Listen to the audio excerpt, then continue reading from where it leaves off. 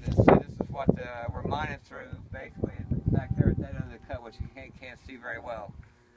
What we do is we strip overburden, which is sand and hard pan, down to a mineable clay sand mixture, and then we have a unmineable clay beds that we have to strip out and put into waste, and then we have a lower matrix we mine to that pit setup that you drove by, and from there it comes through these pipelines back to the flow plant, and we'll go through that later. But right now all we're going to do is look at some stratigraphy over here on the high wall. So if we can divide up into like two groups, and we'll do it at one and then everybody can get a pretty good look. Okay. Sounds good. All right. The first 15, 16 follow Joe. With hard hats. With hard hats. Those without hard hats have to stay.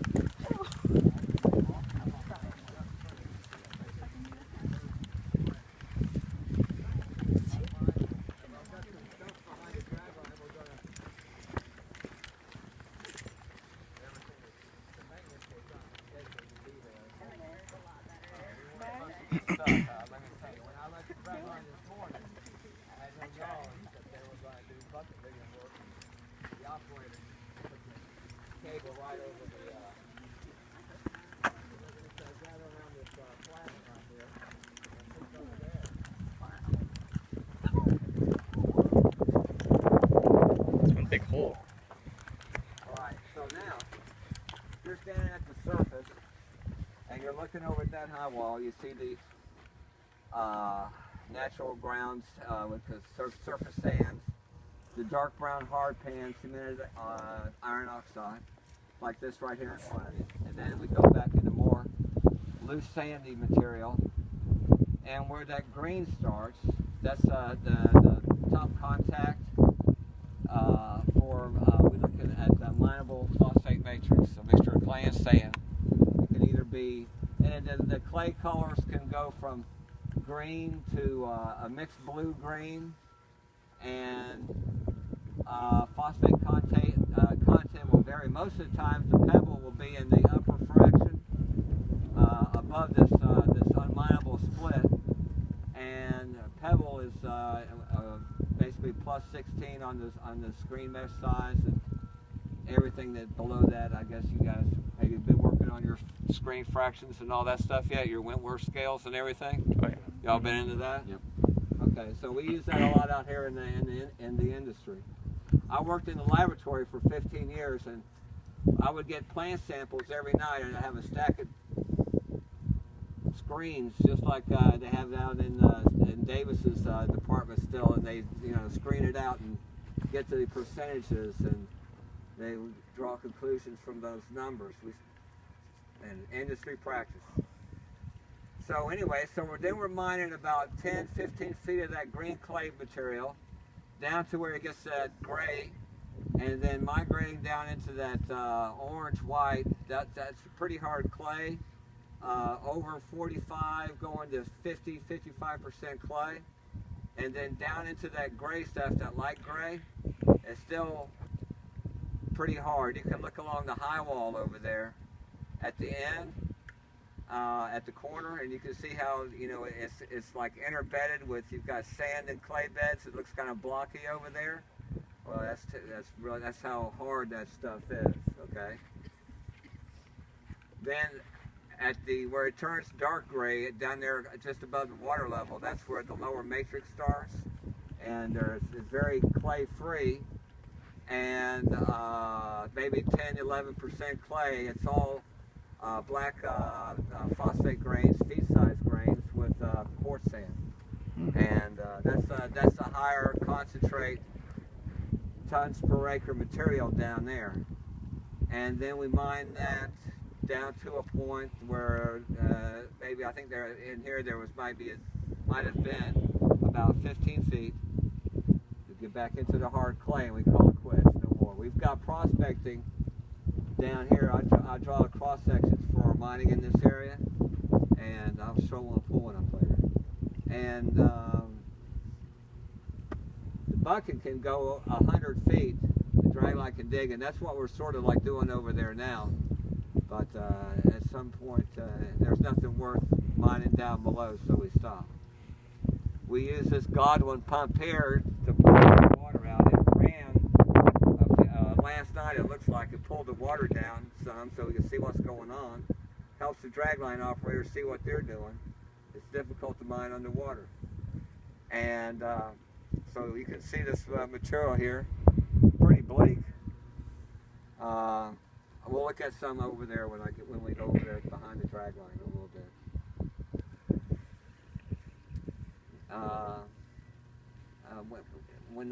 When he mines, the width of the front that he uncovers is basically like, he'll do like a 6-step front, meaning like each step, when he takes a step backwards, is like 7 feet, okay? So that would be like a 42 feet width that he's going to uncover, and he'll mine that, and waste, mine back to the pump, to the pit. They'll pump it, and then he'll start over. And how long does it take you to dig this pit like this size? Like how long has this pit been open? it takes a while because the unminable split is so thick. What we do is we mine the top matrix, and then we stop to the top of the unminable split, and then we start wasting until we get it down to lower contact, and then we start over again. So you could have an operator stripping waste clay for maybe 6 or 8 hours. It could take normally 12 hours to mine a 6-foot front, a 6-step front, something like that. You don't ever run anything that needs to be blasted out or anything No, like that? no. Now, many years ago, we had some hard pan down at Fort Greene that was, they tried cracking with some blasting, but it can cause problems, not just with that the cracks will not just stay where you want to dig it off, but it'll travel through the subsurface to where maybe the dragline is standing and make it unstable for where the dragline is. So then you've got problems like that. So then we've got a large support group. On the dragline, there's 2 people. You've got the operator and the oiler. On the ground, you've got the mechanics, you've got electricians. There's one person in that pit car, that little box. That's the control room where the pit operator works his controls for making a slurry and getting it back down to the float plant. So is that with these pipes? That's all pipeline to get it down to the... Right. That's these large pumping. That's you can tell that this line right here, that's a matrix line. The line coming in, the line is coming into the back of the shell, that gray piece at the end of the pump, and the discharge is underneath and it's going back this way. So that's telling you that that's taking matrix away. The water pumps, it would be, if it was going to that, it would be set up the exact opposite and pointing the other direction too. But yeah, that's all input. The inputs will come into the back of the pump, and the output will be at the bottom of the shell. That way,